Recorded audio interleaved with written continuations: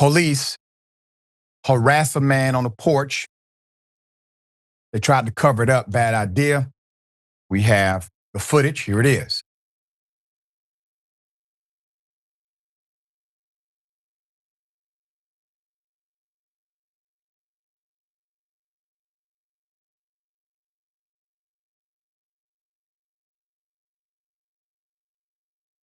Put up the picture full mass. A Memphis police department is in the news because they attacked the man on his porch and tried covering it up. A black male was kicked, punched, tasered, and bitten by Memphis cops on his own porch.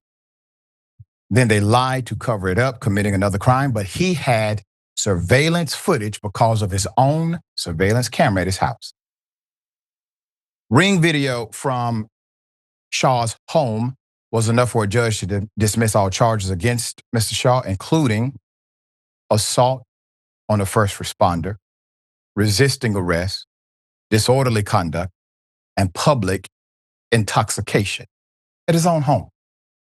It's been almost a year since Memphis police lied on their police report. That's according to a black male named Mario Shaw of assaulting them when surveillance video clearly shows them attacking him by punching, kicking, tasering, biting him over a dispute with a neighbor about dog feces. But the cops were cleared of any wrongdoing. Now, I'm about to go into the part where community and cop completely disagree. And it's not about coming against cops. It's about coming against bad cops and standing up for community.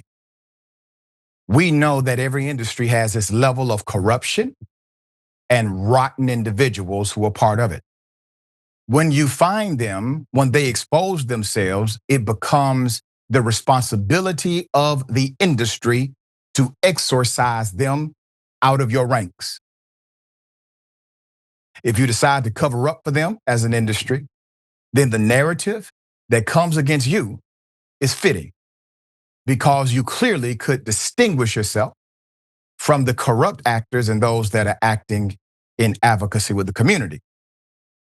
You saw that video. Now, 49-year-old man is preparing to file a lawsuit against the Memphis Police Department, according to ABC 24 Memphis, which obtained the video from Shaw's home, but was denied body camera footage from Memphis police, who claimed the incident is still under investigation by Internal Affairs.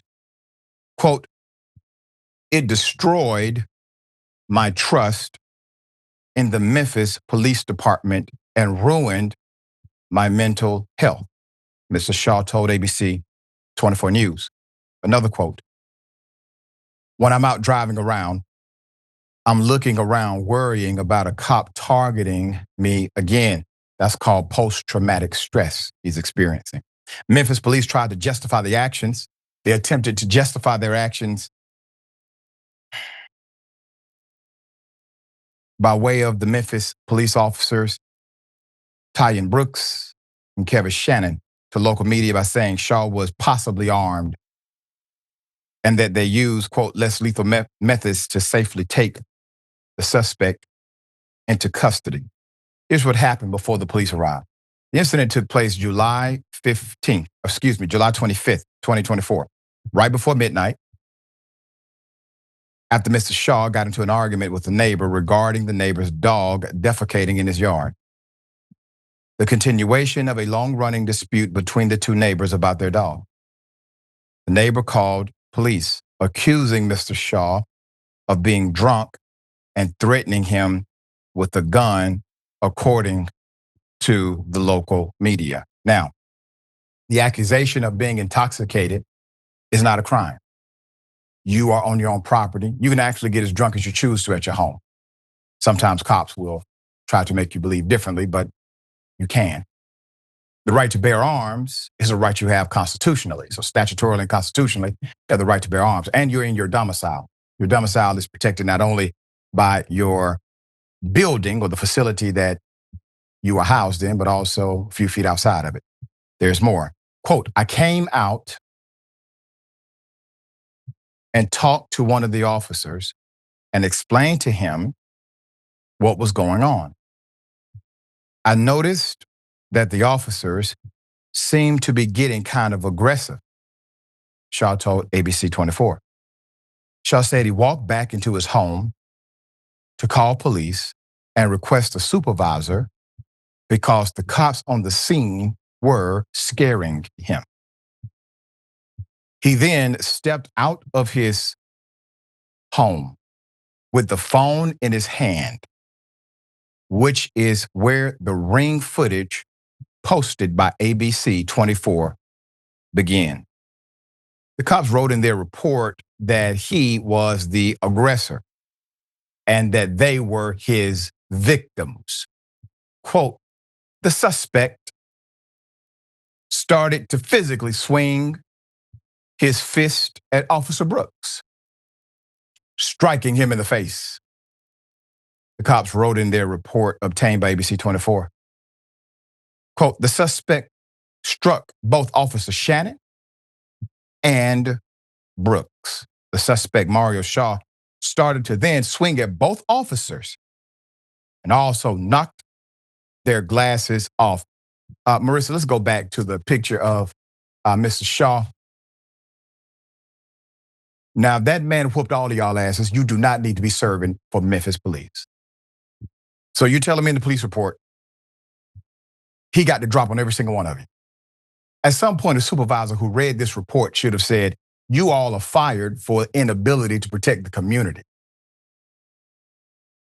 But in the report, somehow Mr. Shaw has transformed into the Batman and figured out how to physically assault every one of the cops, according to their report.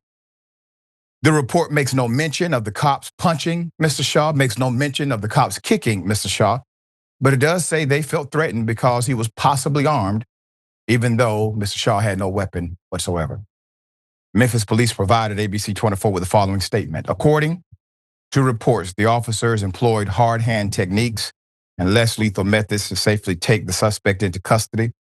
The officers were initially dispatched in response to a call from the victim who reported that the suspect had threatened their life and was in possession of a firearm. After a thorough review of the incident, it was determined that no disciplinary action was warranted. The Memphis Police Department remains committed to transparency and accountability. ABC 24 states that they have been requesting body camera footage since January, have yet to receive any. They are bound by law to give all evidence that is open to public records or open records requests. The way they get around that law is typically through, well, it's still under investigation. Well, what investigation? You just said they're cleared. What investigation are you referring to?